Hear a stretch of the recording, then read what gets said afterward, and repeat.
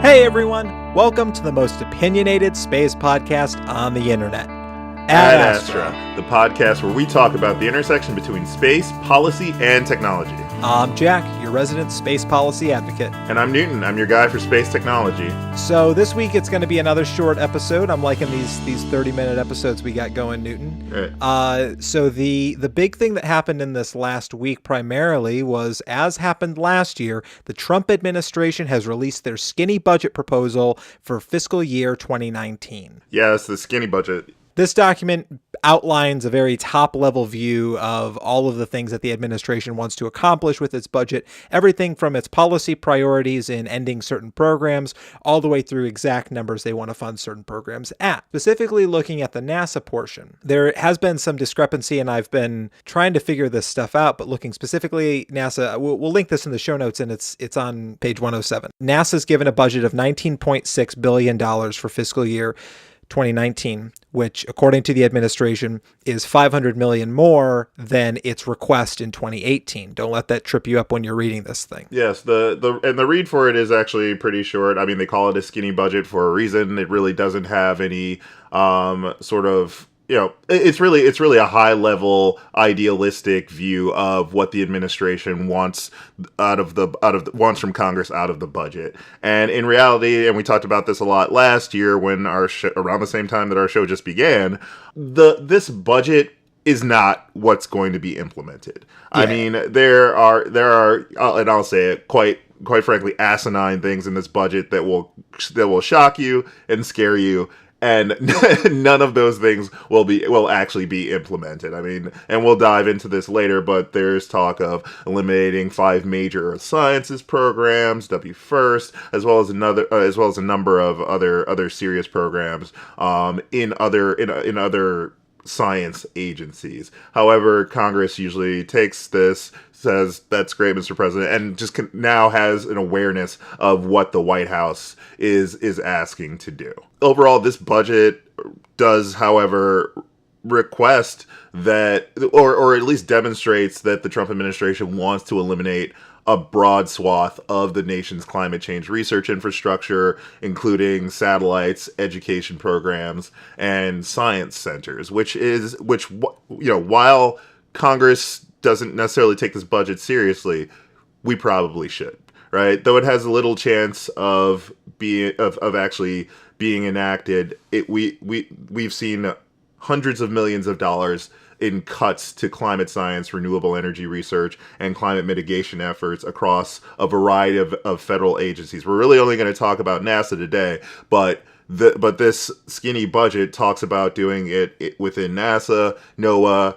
US EPA, and the Departments of the Interior and Energy. So once again, it's not going to be implemented, but it should be taken seriously. Absolutely, Newton. Just like you said, this isn't something that's going to become law. However, it's not a policy, right? It's a statement by the administration saying this is where we want specific programs and specific things to be spent on. The budget request is very much an anchor point for Congress to use during their budget negotiations. Just as we saw last year when the administration proposed a $19.1 billion NASA budget, Congress said thank you very much and used that as sort of the low point for where the House, which offered a $19.8 billion NASA budget, and then the Senate, which offered the 19.6. Granted, neither of those budgets came to fruition because we've been operating on a continuing resolution from fiscal year 2017.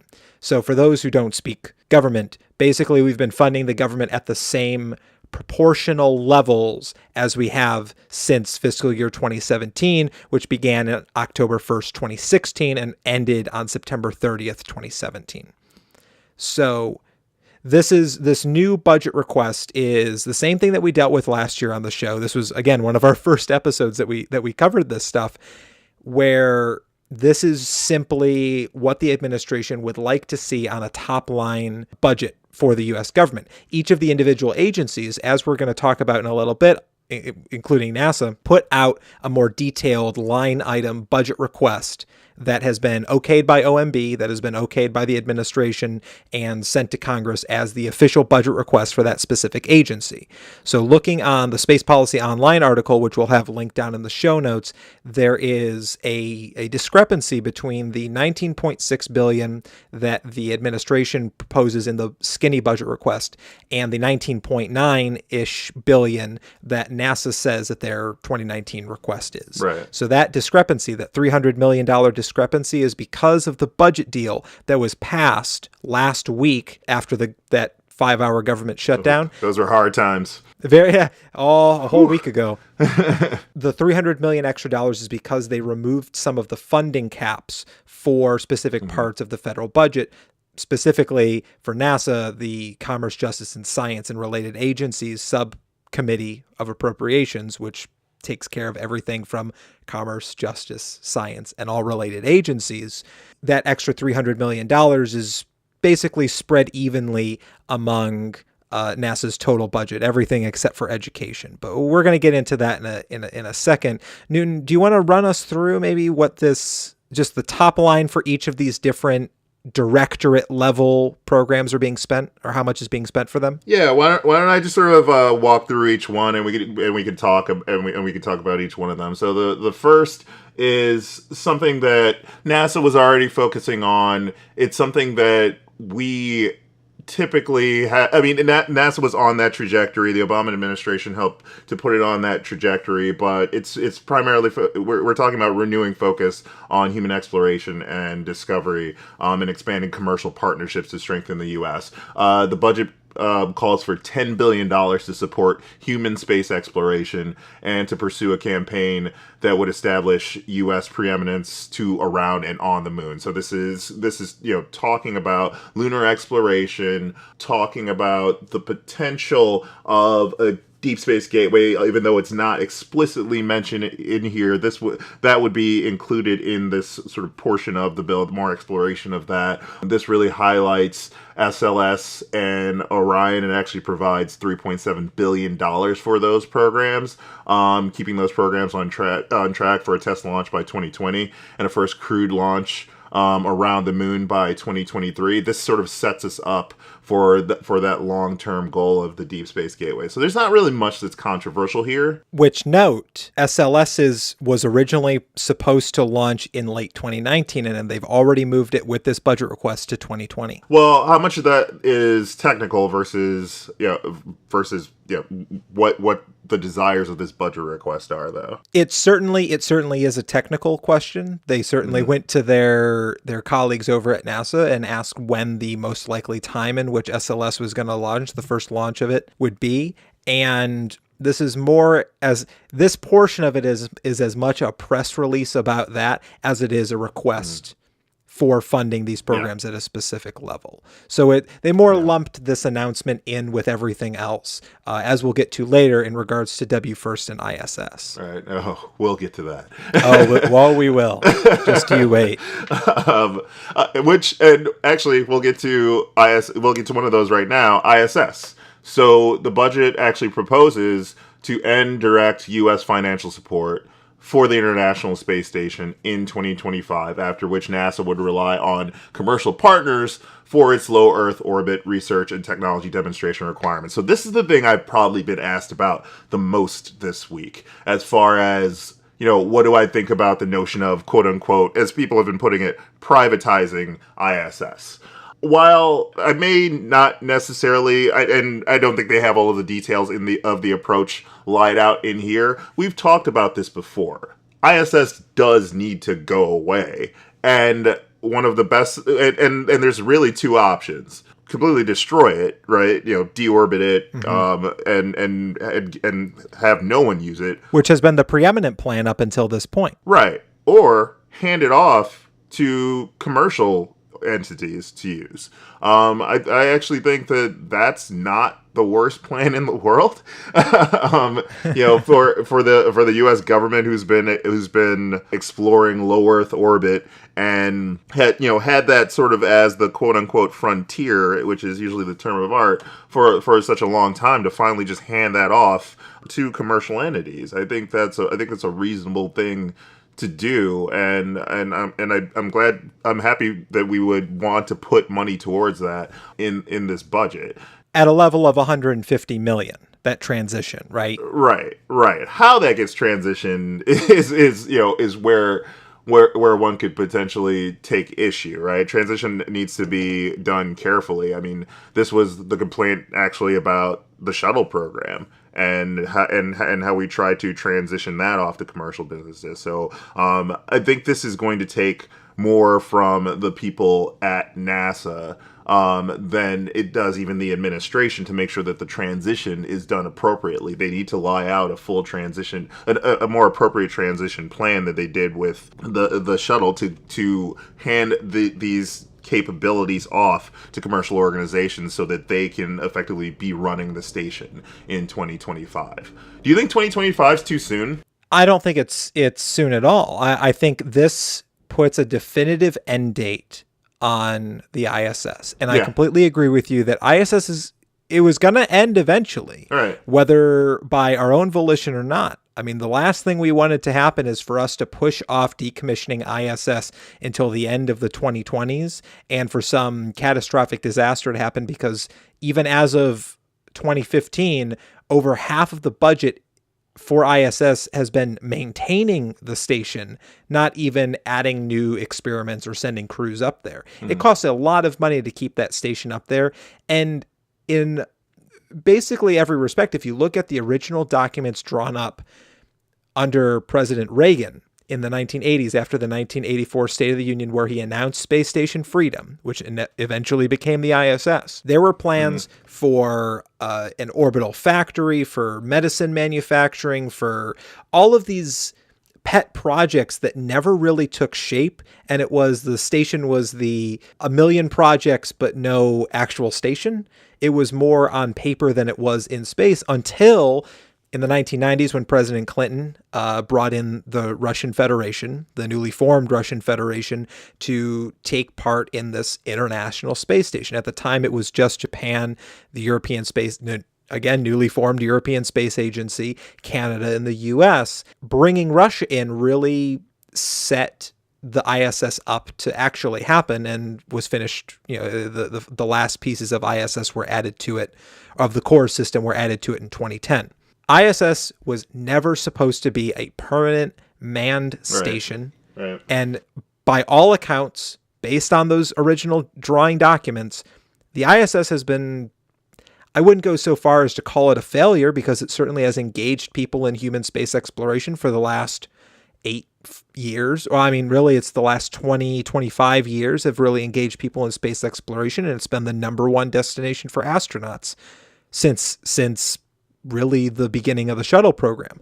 However, that station needs to end and we need to move on to that next thing. Just like you, this is the biggest question I've been getting is, why would we decommission the station? It's up there, we're using it, and really we're not using it to its fullest extent, and low Earth orbit is the domain of commercial partners now.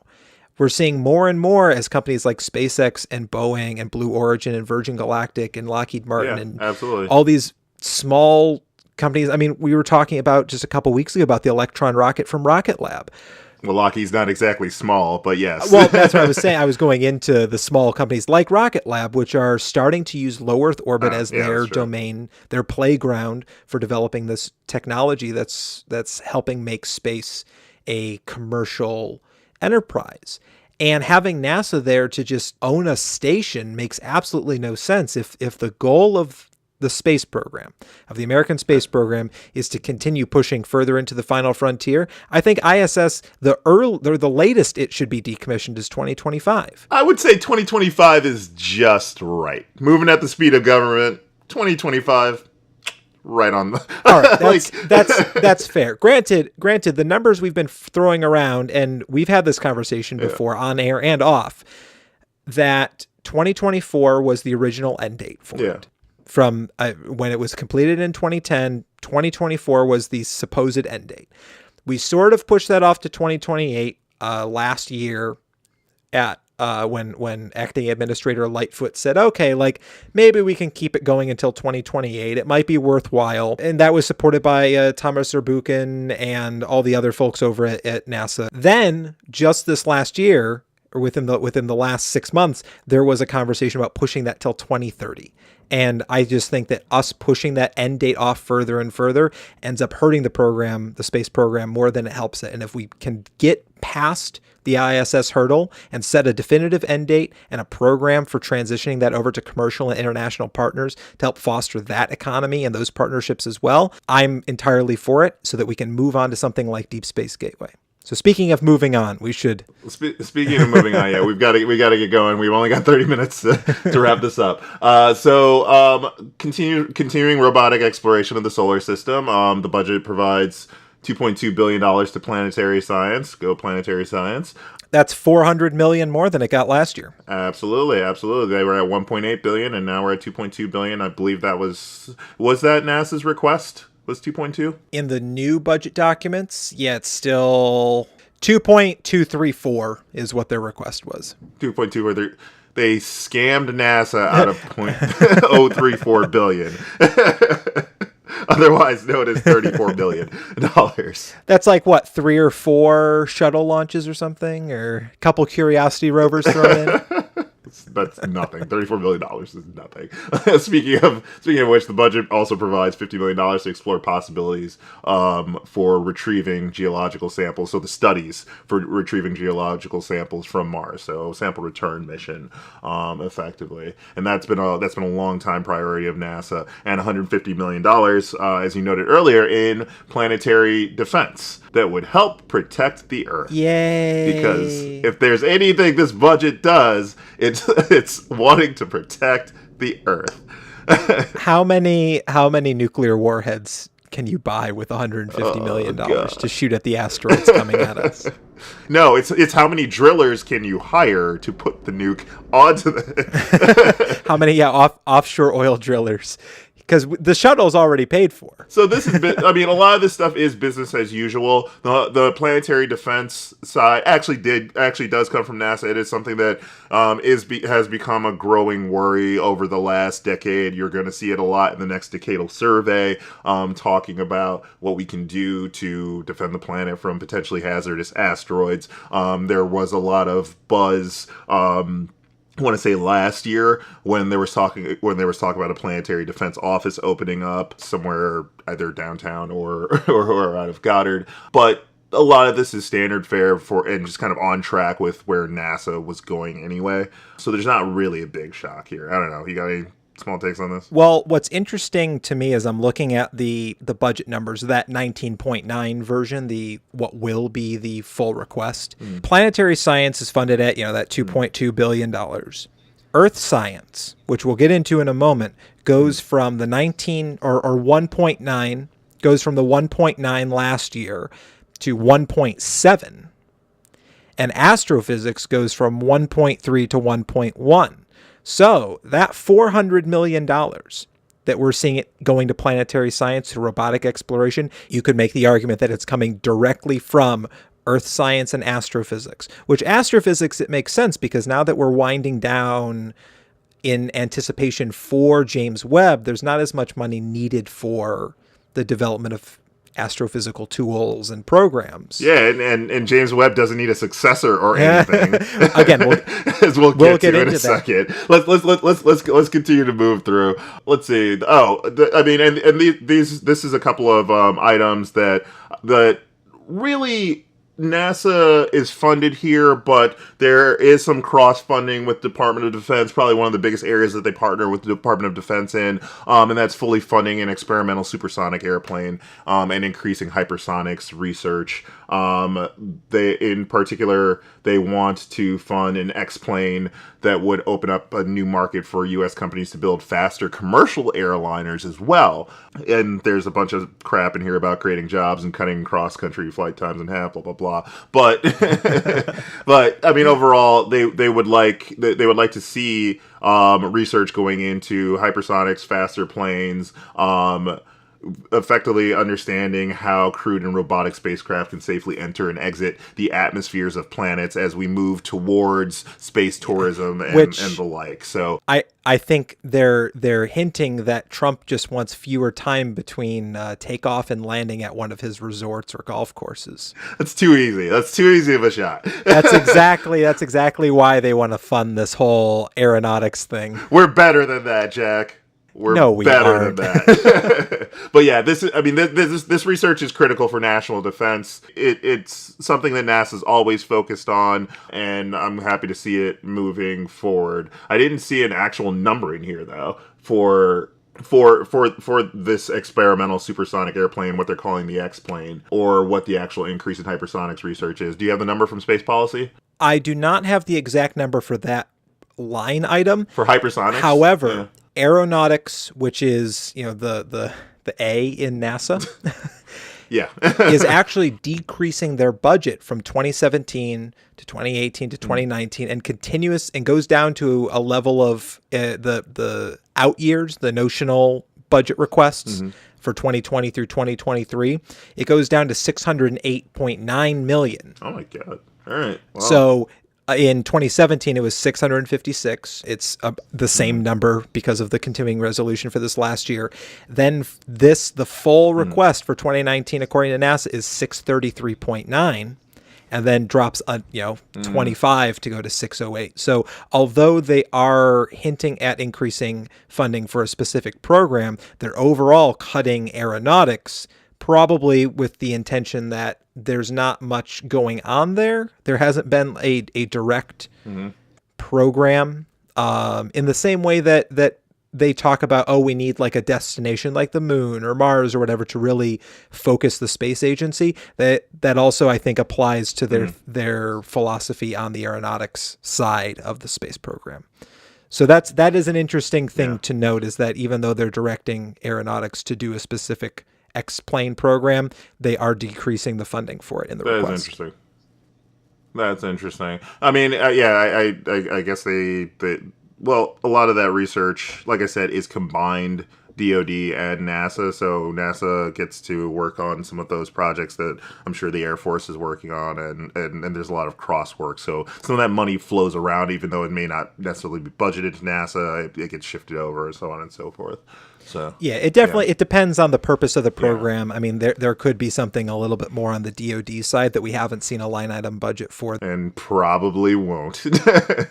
Yeah, we'll never see that until it gets declassified in like 2045 or something. Right, exactly. But let's get moving on. So this is always the most upsetting one. Not because it's a big surprise. It's not even, I wouldn't even call this shocking, but not surprising. But once again, the administration has proposed eliminating a number of climate-related satellite programs, including the functions of some that are already in orbit. And if you really want to hear me yell about this, go back to like some of our first 10 episodes where we talked about this at length. I'm not going to spend time yelling about this now. But the total savings would be about $133 million for the 5 missions, including PACE, the Plankton Aerosol Cloud Ocean Ecosystem Mission, which is scheduled for a 2022 launch. As with most satellites, PACE has multiple functions and can be used to forecast things like harmful algal blooms, which have plagued the Great Lakes in recent years, but, who cares, apparently? Tell us how you really feel.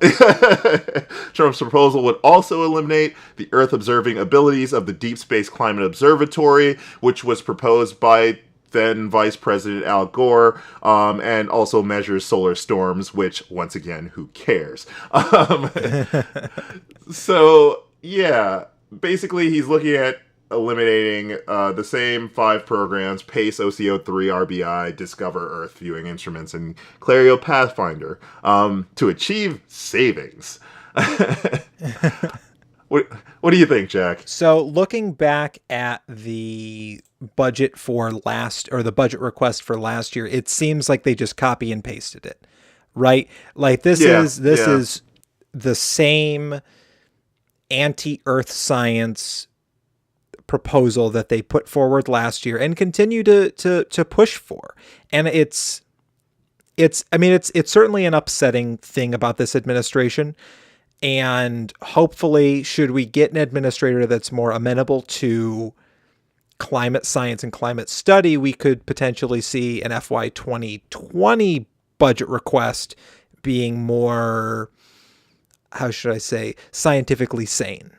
You know what's funny? I really think the issue here is we need to make climate change more horrific, right? Like, It's pretty horrific as is, right? yeah, but I mean, you gotta understand big words to understand it, right? Like, to actually be scared of it. But That's true.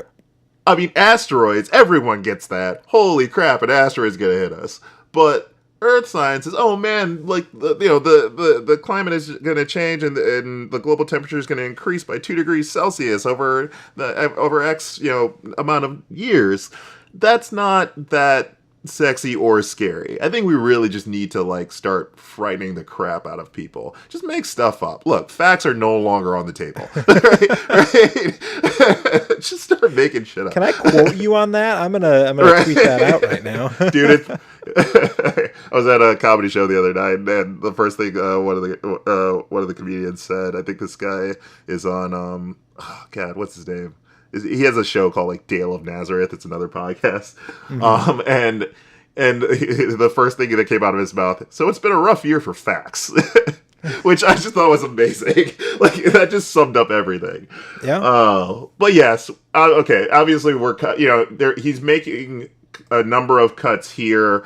He's also making a number of cuts to NOAA. The budget would be trimmed 20% by about $1 billion to $4.6 billion to another cut of $4.6 billion in 2019. And I'm just mentioning these because these are all related to Earth Sciences. The Interior Department's Chief Science Agency, the U.S. Geological Survey, would take a major hit. It would receive just under $860 million, which is also about a 20% decrease, because who needs U.S. geological surveys to understand and map ecosystems, energy and mineral resources? They like energy and mineral resources. What is he doing? Water use and natural hazards like earthquakes and volcanoes. When Yellowstone Park pops, that's what we'll focus on. All right. Anyway, so yeah, USGS, and then I know EPA was also going to get its funding slashed to $449 million, down from $714 million in fiscal 2017 enacted levels. That's hopefully not going to happen. There's a lot of earth sciences programs in a lot of districts that senators care about, that congressional representatives care about. Nonetheless, call your freaking congressman and tell them that you don't want them to follow the cuts particularly the earth sciences, that are in this bill. We got to get moving on. One of the biggest ones, and one of the last sort of major topics, is terminating the successor to James Webb, the W-1 Space Telescope, which was according to this not executable within its previous budget and would have required a significant funding increase in 2019 and future years. So W-1, once again, is the successor. It's supposed to be the successor to the James Webb, which is releasing next year. And basically,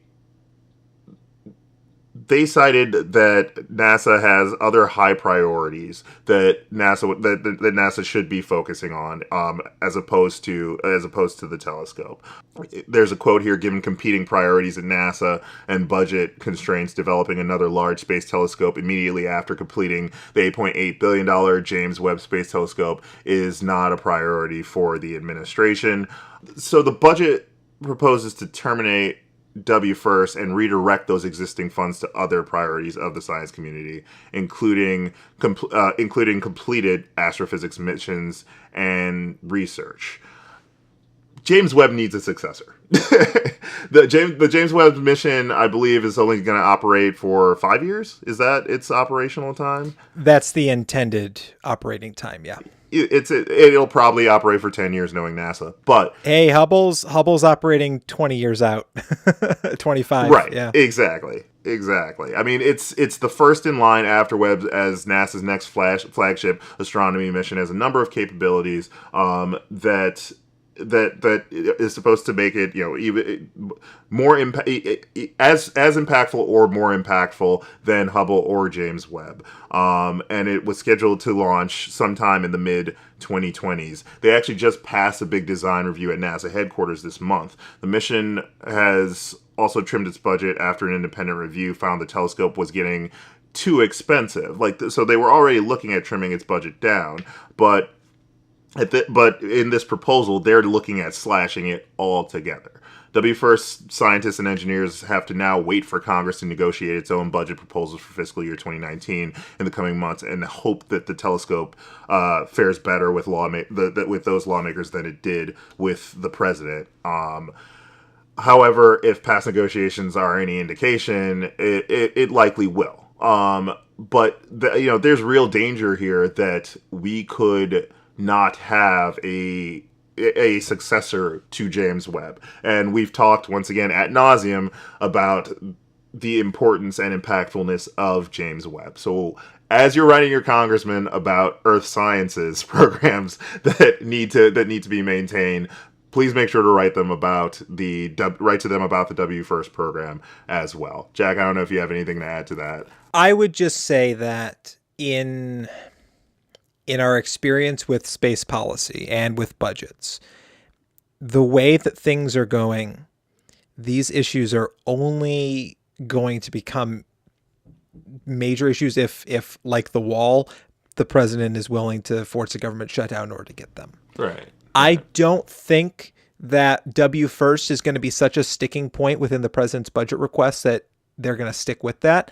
At the very least, you're going to have all 8 members of the House and 2 U.S. senators from the state of Maryland very upset with the administration and upset with Congress if they should adopt any of the proposals within this regarding WFIRST. I think of the 7 Democrats in the House and two Democratic senators, the administration's already going to be in trouble from the state of Maryland. But I think that there's some hope within this. I think the more ridiculous the proposal from the White House regarding a budget request, the more likely it is that the Congress says, thanks, but no thanks. This is a great paperweight, but we're not actually going to move forward with this. And depending on how other parts of the budget get hashed out, CJS might have the money to continue all of the existing programs, including WFIRST, and move more closer towards this moon than Mars architecture, which is being pushed forward by the administration. I think all these problems are then compounded by the fact that we don't have a NASA administrator. Because there's no administrator or full-time administrator that can come in and say, these are the programs we're working on, this is what they're doing, this is what we're planning on doing with them. What's the point of a budget request that zeroes out everything? The president could very well have sent a budget request to the Congress that just put, $19.6 billion or $19.9 billion towards a wall in space to prevent us from getting hit by, Mexican asteroids or something. I think this budget request is cockamamie and it's not going to be taken seriously on the Hill. I know for certain it's not being taken seriously on the Hill, and they're going to use it as that anchor point and just go from there. What also is very concerning to me is that in those notional years, those out years after 2019, 2020 through 2023, it sets the NASA budget at 19.592, and that's just no member of Congress who is willing, especially in space districts, willing to or interested in running for re-election or for higher office is going to support decreasing the space program over time. Because as inflation increases and government programs need to spend more money to get the same amount of benefit as they did years before. This is a very simple tool that governments use to make sure that programs maintain a constant level of funding. No one in their right mind is going to support flatlining the NASA budget while also pushing for a moon mission. It's short-sighted and very much a statement by the administration, not so much a policy proposal. So let's wrap this up with the last couple. I mentioned that the last one was one of the last important ones, but this one is, to me at least, one of the last important ones. It terminates the Office of Education for NASA. It kills the $100 million that NASA invests in the Office of Education, which reaches out to school children across America, hosting programs for STEM outreach for NASA, so on and so forth.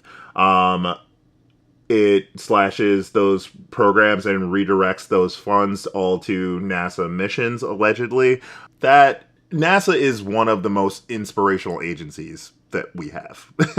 And people who grow up to be scientists, not just those that work for NASA, are inspired by a NASA event that they've seen in their local community, at their school, at some event that they have in their big downtown area. Those things are funded by NASA's Office of Education. And to try to strike that from try to eliminate that office from existence is, it's honestly a tragedy. There's not much more that I can say about that. And this is something that's been happening since the Bush administration. Yeah, and once again, it's something that's happened since the Bush administration. It was proposed last year in this skinny budget as well. It hasn't gone away. It probably won't go away, and it shouldn't go away. There's always going to be people within the community, within the conservative members of the Republican Party, and maybe even some within the Democratic Party in the space community who say that the Office of Education is duplicative at best and waste, fraud, and abuse at worst.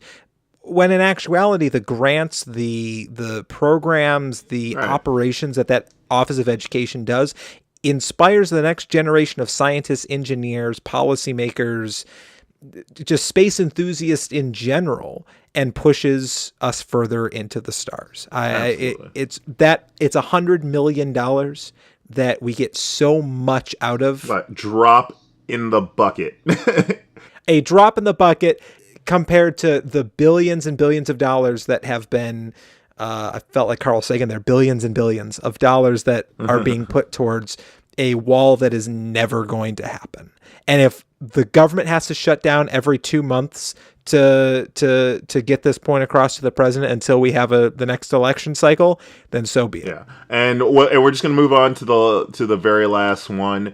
It's supporting the technology demonstration, and this is something that I have personally been proposing around the space community for a few years now, the space community and in the DoD, but supporting the technology demonstration of in-space robotic manufacturing and assembly. I know for a fact that this is something that was presented at a major DARPA conference a few years ago, and it's something that NASA's been looking into, but the budget provides $54.2 million for public-private partnerships to demonstrate new technologies used to build large structures in a space environment. You think Elon Musk can launch a rocket for cheap? Wait till we start building rockets out in space that we can use that we don't even need to worry about Earth's gravity for. This is one of the most exciting things. I'm hoping that we see a technology demonstration. We see a number of technology demonstration programs fairly soon. I think we can just end on a good note by ending right here.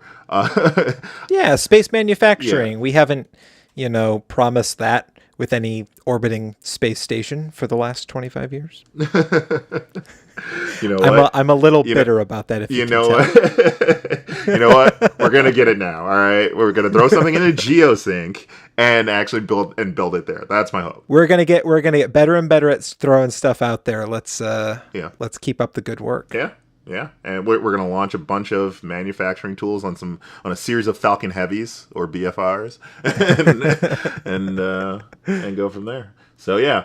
Jack, any last thoughts? Oh, one last thing. This is sort of a coming soon to space. Mike Pence tweeted something. Yeah, and it was relevant to our daily lives. And it was relative to our daily lives. Apparently, there's going to be a National Space Council meeting later this month at the Kennedy Space Center. Do you know when? Because I don't know when, because no one said anything. There's been no news or press releases or anything about the National Space Council that I've seen in the last couple months.